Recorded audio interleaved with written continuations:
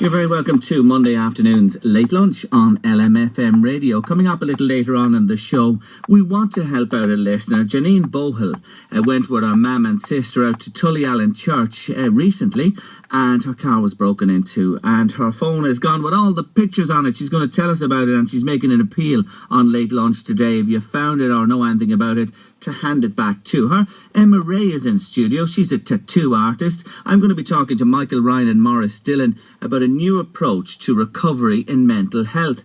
First up, at the start of the week, at the height of the boom here, Michael Hughes appeared to have it all, a successful developer in a market that kept rising. The world was his oyster. That was until the walls literally came crashing down and Michael was wiped out. Today he's back in business, but in a new field entirely, and he's here to tell his story. Michael, good to see you. Hi Gerry, how are you? Thank you very much for joining me on the show.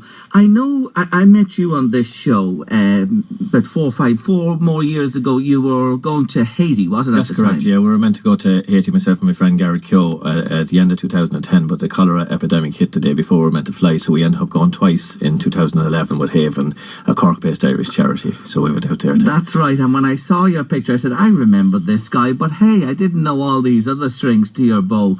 You were born on a farm, reared on a farm, with a great work ethic. That's always been with you. Oh, absolutely, yeah, absolutely. Now, when I say great work ethic, my day started a bit later because it was hard to get out of bed in the morning.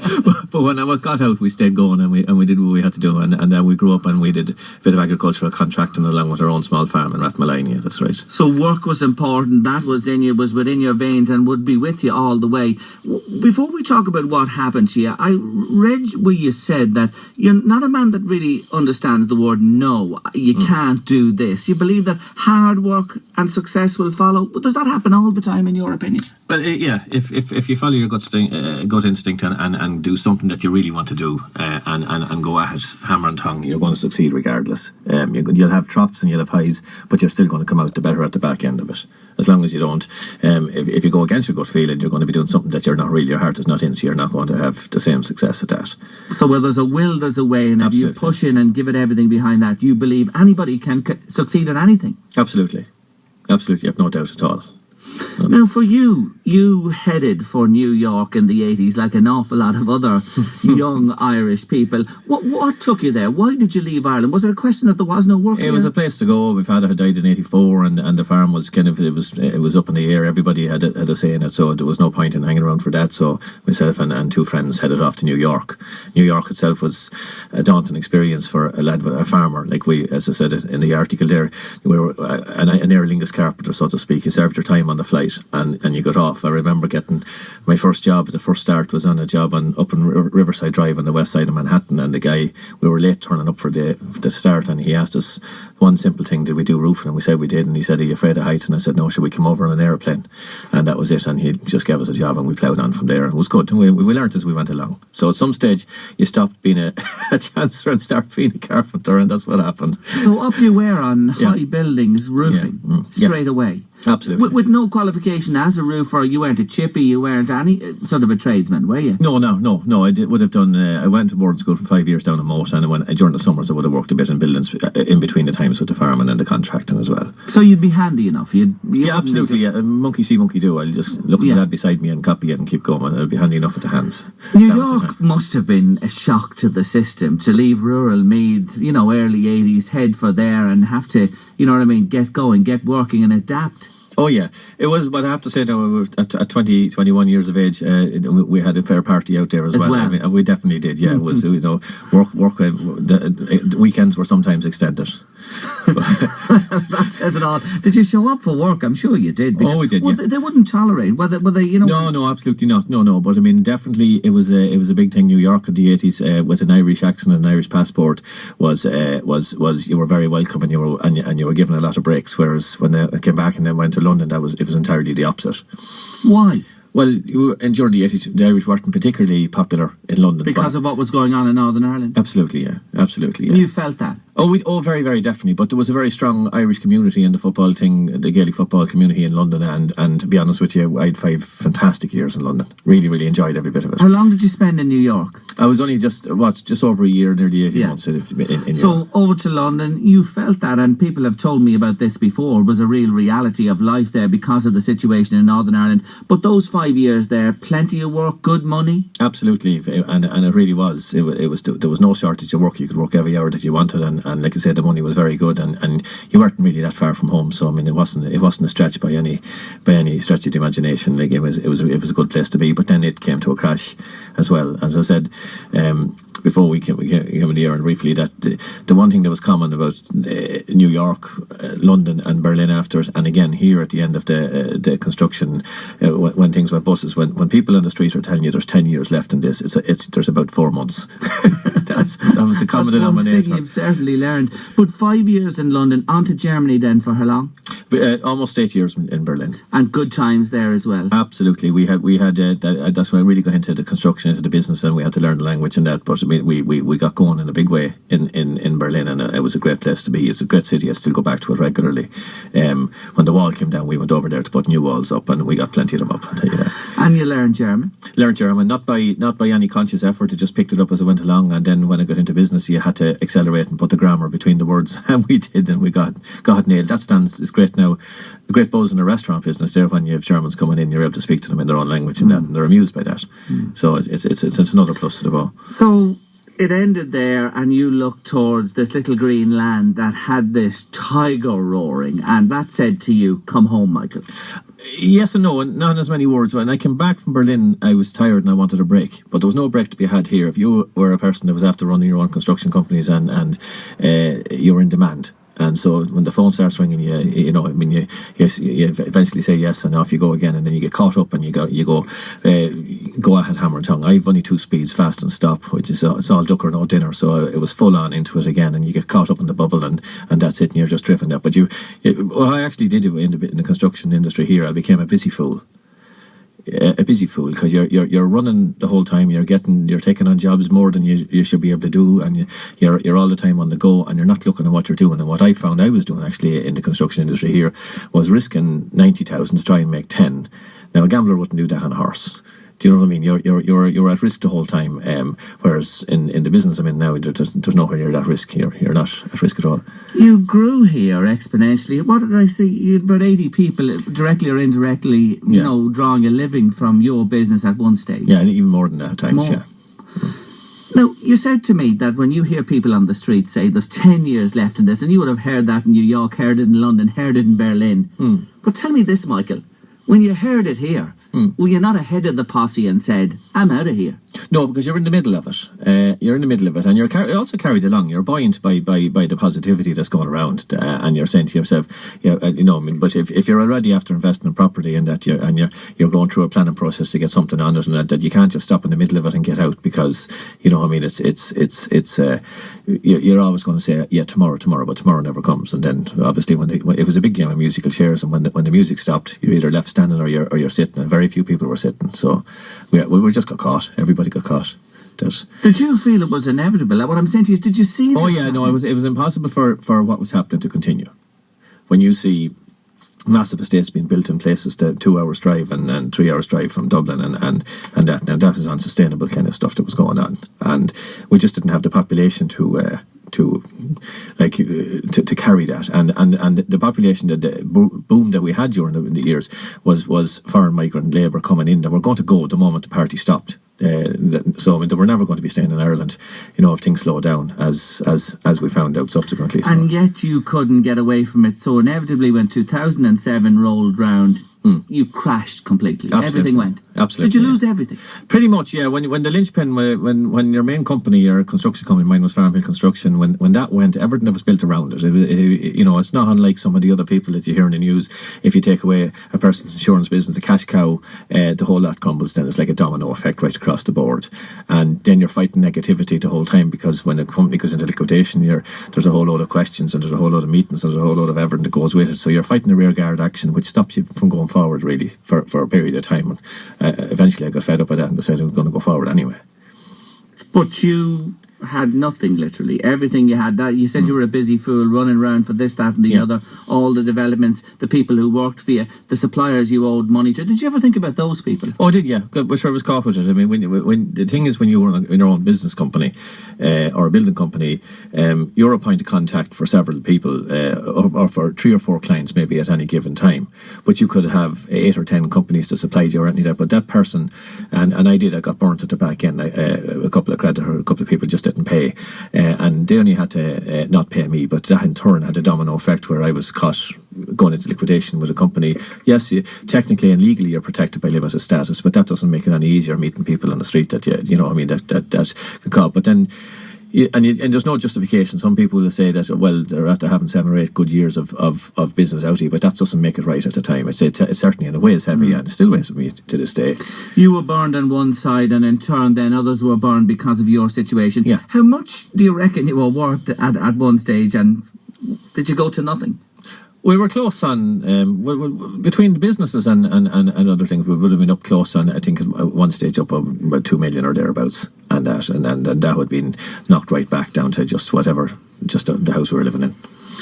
Are you still dealing with the fallout from that? Some of it, yeah. I've a lot of it done, a lot of it, and so, a little bit left to do. Did you have to go bankrupt? No. Well, you didn't have to go that far down the road. No. So you've been working away, trying to deal with everything you can as best you can, but it's still not completely off your shoulders. Oh, it's not off my shoulders, no. No, but my shoulders are broader now and I'm better geared up to take it on. Above your shoulders is your head and that little distance between your 2 ears that we all have. And I'm going to be actually talking about this later on in the show, but how do you deal with a situation like you found yourself in? How did you deal with it? Well, a couple of factors kicked in. I mean, the trips to Haiti were no small thing in that we did in 2011, because when you lose pretty much everything you have here and you think you have, when you go out there and see what devastation and what people that have absolutely nothing left after an earthquake, what that's like, it puts things in perspective for you. And then you come back and you lick your wounds, and then you decide to get up and go again. And there was frightening times when you're down to literally no money. Those are frightening times, because you're literally you're scraping coppers together to just get the everyday things that you need. But then you start going again, and you root away and you get going. But my motivation came out of that. I was seeing what those people were capable of doing. Last year, even was tragedy in my own family. I lost a sister to cancer, and I see that you just take one day, compartmentalise and take one day at a time and deal with one problem. You could spend your life worrying about things that'll never happen, or you mightn't be around to see. So that's my way of dealing with it. Just plough on. He's back in the game, and we're going to hear how with Michael Hughes after this break. The Late Lunch with Moorhall Lodge Retirement Village RD for secure, independent community living. moorhallliving.ie. Come on, Helen. You have to make up your mind. I can't. Is it the showroom? Yes, the Flower Hill Furniture showroom is the best. Of course, the free delivery is pretty cool too. Helen, the question is, what's the best bit about Flower Hill Furniture? Okay, they're Navan's bed specialists and their mattresses are divine. At last. But the showroom is so nice. Oh. Flower Hill Furniture Navan, what's your best bit? Find out on flowerhillfurniture.ie. Meet Noel. Hello. And Eamon. Hi. And Derry. How are you? From Rice and Roddy Motors, Dundalk. If you are in the market for a new car, why not call in and take a look at the all-new award-winning Kia range with the unique Kia 7-year warranty. We also have outstanding special finance offers on all new 152 registrations. Seeing is believing. Meet Noel, Eamon or Derek at Rice and Roddy Motors, Dundalk, home of the 7-year warranty. How you doing, folks? Johnny McGoey here from McGoey's Pharmacy. Our annual Clarence promotion is now running for the month of July at McGoey's of RD. Why not treat your skin with Clarence Beauty Essentials? There's a choice of 4 free beauty collections and a stylish cosmetic purse when you buy 2 or more Clarence products, one to be skincare. And ladies, the Clarence Beauty expert Fidel McKelly will be in store on Tuesday and Wednesday the 14th and 15th of July. So book yourself in for a free skin or makeup consultation. And it wouldn't be any harm bringing himself along either. That's McGoey's Pharmacy, RD, Dunleer and Drumconrath. Your local pharmacy. Summer style with massive reductions at the Modern Fashions end of summer sale now on. From casual to occasion wear, including formal and wedding dresses, bridesmaids and formal wear from just €50 at Modern Fashions, Clanbrassil Street, Dundalk. End of summer sale now on. The Late Lunch with Moorhall Lodge Retirement Village RD for secure, independent community living. MoorhallLiving.ie. Michael Hughes is telling me his story of boom to bust and back again. We were talking there just while we're off there. This thing, the shame of this when you hit a difficult patch in your life, especially with money and business. We've a funny attitude in this country to that, or do you think it's changed? Oh, we have. No, it's very definitely different than to what like we say in America, where in America they believe if you had a business and lose it and do it again, then it's only then you're considered a successful business person. Whereas in Ireland there's a stigma attached to it, and people in Ireland, and I say this having travelled around the world, a lot of other places as well, we seem to have a massive problem individually about what other people think about us. And we don't actually realise they're probably not thinking of us at all, but we get bogged down in it. I get over that and just move on, and I couldn't care less. What people think of me is not my business. I just get on with what I'm going to do anyway. Life's too short for that. So how do you move from, being a man in the construction industry and all that's happened to you, and now today you're a restaurateur? It's necessity is the mother of invention, Gerry. It was quite simply, I had to sit back, and with Orla, my partner there, and incidentally, happy birthday. She was her birthday yesterday. Happy birthday, Orla. Good woman. I hope you got her a nice cake. Oh, no, that's to come. That's after this. Oh, it's on the way. Great stuff. It's on the way. Absolutely. The surprise is gone now. But the bottom line is that I had to ask myself what else I was good at. And the one thing we did during the good years, we dined out very regularly, and we had in all the finest restaurants. And we always jokingly said in restaurants, half jokingly said, if I had a restaurant, I'd have this dish, I'd have this dish, and I'd have this dish from all the different places. And we were watching this particular place where the StockHouse is now in Trim, and we said, if this ever comes up, I'll have a crack at it. Still half joking to myself, but when it did come up, then I said I'd have a crack at it. Orla rolled her eyes, as she usually did when I was going to at something like this, but she gives me 100% back, and everything I do is a major factor in the success of the restaurant, as is Carmel and Tom, our partners in the restaurant, and our management staff, John Rudwick, our head chef, and Andy Ship. But the bottom line is that we were looking at it, it came up, it felt right. And if I had to listen to my gut feeling earlier in life, I would have had a lot less troughs and highs. I mean, it felt right at the time, and we said we'd go ahead, but for me, I set deadlines. It had to happen within 3 weeks. We had to go from zero to opening it within 3 weeks. I had to learn the business. I knew nothing about restaurants other than what the food is like when it's supposed to land in front of you on a plate. That's why we got Carmel on board, who had 17 years of great experience. And that's Carmel who? Carmel Darcy, Carmel Gorey. She was 17 years experience and a good history in the restaurant great business. Experience. Absolutely. And the day-to-day running. But I just had to go into our own restaurant and serve me time behind the bar and on the floor in front of the house and do all of these things, as did Orla, my partner, and Carmel's husband Tom then came back in on board as well. So you rolled up the sleeves and got stuck in? Oh yeah. Yeah, it was great medicine though. It was a great thing to get busy doing something and to be enjoying it, because it was like a busman's holiday, and still is. You're doing something totally different that's into you. You're bringing down plates of dinners there to people there. There could be 30, 35 euros. That's my risk now. It's not 90,000 anymore. It's a big difference. Did you do any work in the kitchen? Not in the kitchen, no. Together with we have a fantastic head chef in the kitchen, yeah. and the second chef Andy as well. So you leave that to them. We go through everything in Carmel. We sit and we meet regularly, and we go through all the dishes, and we get what we wanted to where we want it to be. And then when it is there, and we constantly sample our own wares under the pretense that we're checking out for quality, but we're actually just having our lunch. But that's what we'll be doing, and it works. Everything we set out to do. One of the interview processes for the chef was I needed a chef to sit on an airplane with me and come around and travel to the places and go to the restaurants and say, this is the dish I want, and I want to do it like this. And that's exactly what I did with John, and he performed, and he brought it home for me. So you left Ireland, you hopped on a plane, you went here, there, and you looked, and you picked a dish from here and a dish from there, and you brought it all together to put in the full offering in the StockHouse. Absolutely. And you were out front of house, meeting the customers, serving up, hospitality, that type. Did you ever do that in your life? Did you ever, as a young fellow, work in a bar or a restaurant or anything like that? No, but meeting people and dealing with it, and then and Carmel obviously doing it in the business, and Orla doing it. Orla's a professional hairdresser. Meeting people and we have great fun with it. The crack we have with even with tourists and that and with other people, it's just absolutely fantastic. So you take the skills learned elsewhere and they apply in common to hospitality, to looking after people. Absolutely, yeah. We took all the pluses that we from what we were doing before. Now you're a great man, because you hopped on that Aer Lingus plane to New York and you did your trade on the way over. You bought this place. You said you want to open within a number of weeks. You get open and there you are yourself in working on the coalface. You know, you mentioned those big figures with the building, but this is still a risk. You know, food, hospitality in this recession that's still lingering on. The recession is well, I don't believe it's lingering on. I think that we're on the way out, and the time to get in is at the bottom end, and and we did, and I think that we're only going to grow from that. I believe we're in a long, slow recovery, but a recovery nonetheless, and it started. I think Trim's a fantastic town for all of this.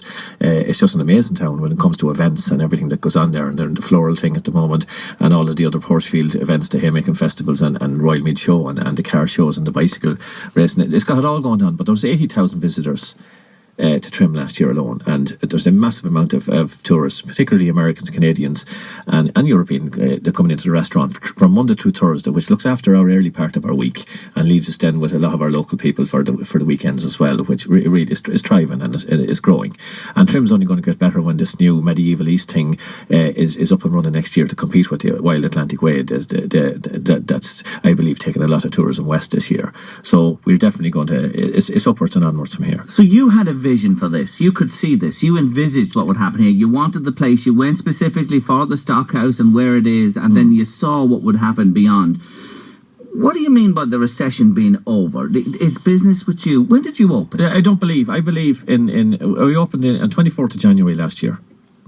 2014. For 24th of January 2014, yeah. So you're a year and a half, a little over that open. Yeah. And from you opened, can you see this thing growing? Have you seen growth yourself? Is it getting stronger? Oh, absolutely. Oh, without a shadow of a doubt, it's getting stronger right across the board. And I believe there's more. It's all about confidence. I've seen it in Germany from 1999 to 2006. The Germans stopped spending because they had spent so much money doing up the east, and they didn't spend money at all until confidence came back into them, and then they start spending in 2006 again. As are we now. People in Ireland are not afraid. People were afraid to spend. And now that confidence is coming back, slowly but surely creeping back in. And that's all it is confidence. So when confidence is back, things will start going upwards and onwards. And I think that's already started. And it's creeped out. It's in Dublin at the moment, and I think it's creeping out slowly and surely out into the country. What's the biggest, the most important thing you see, say, a year and a half into this, to get repeat business, to have people coming back to you? What's the key to your success? Everything. It's not just the food. The food has to be 100% correct, but the atmosphere in a restaurant has to be on par with it. And we've created an atmosphere, in particular in the StockHouse. We have funny. You can go around. We've a lot of history on the walls, but we've also a lot of funny stuff. And if you have people sitting down and all of a sudden they're reading something on the wall and they break into laughing, they've already set themselves up to have a good time. And that's a big thing for us. Our music events are massive now. We have Don Baker is a very good friend, Don Baker and Maureen. We've been down at a wedding in Zanzibar in February, and again on holidays in Greece there 2 weeks ago. And we've had great he brought on board some of the finest acts in Ireland into our restaurant that we do during the winter months there. And himself and his own band. We've had Aslan, which are back next week, Christy Dignam and Joe Jewell next Wednesday night. We've Eleanor McAvoy coming on the 28th of October, Kieran Goss the 12th of August. We've had Brian Kennedy. We've had Mary Coughlin, Francis Black, John Spillane, Declan O'Rourke, like I say, Don Baker back, and one of the finest up-and-coming musicians who works with Don, Clara Rose. Just anyone who has ever heard of this girl, go and see her. She is just amazing, really is. Like, that is a who's who in the entertainment business, especially in this country, and attractive propositions as well. So you've used that to underpin the offering with the food as well. Can I ask you this? With the economy turning, as you're telling me, and things picking up and confidence building and house building going to have to start again, construction, whether we like it or not, would you go back in again? I never say never. But as it is, we have a restaurant to run, and I'd sooner have one strong horse than two sick ponies. But I would look at bits and pieces, but only in a supervisory role. I certainly wouldn't want to run my own company again in the building and construction industry, because that's gambling, and I'm not into gambling. Do you feel would be a better man for that role this time round from what you've learned from an awful experience here? Oh, absolutely, absolutely. But like I say, it's. I've made a switch. I've broke my duck with the building thing. I gave it 23 years. I've moved into the restaurant business now. I see my future in that field. And will you be happy with the StockHouse? One strong horse, two sick ponies. I can't throw him on that at all. But you know something, after having met you today, I wouldn't like to say no on your behalf. You never know what would happen in the future. You're open, and that's the type of fella you are. You look at different things and that, and you'll never stay still. No. A shark could die if it's resting on the bottom of the sea. Well, you have some great turns of phrase, but you're not a shark to lie on the bottom of the sea, that's for sure. Look out, mackerel and all bait fish, because he's on his way. It's a great story. It's been tough times for you. You've worked your way through them as best you can. You're still at that, but the StockHouse is a great news story for the last year and a half. Michael, I wish you well with it in the future, and hope that the lights stay shining brightly for a long, long time to come. Thank you for joining me. Thank you very much, Gerry. Thank you very much for having me. The Late Lunch with Moorhall Lodge Retirement Village RD for secure, independent community living. moorhallliving.ie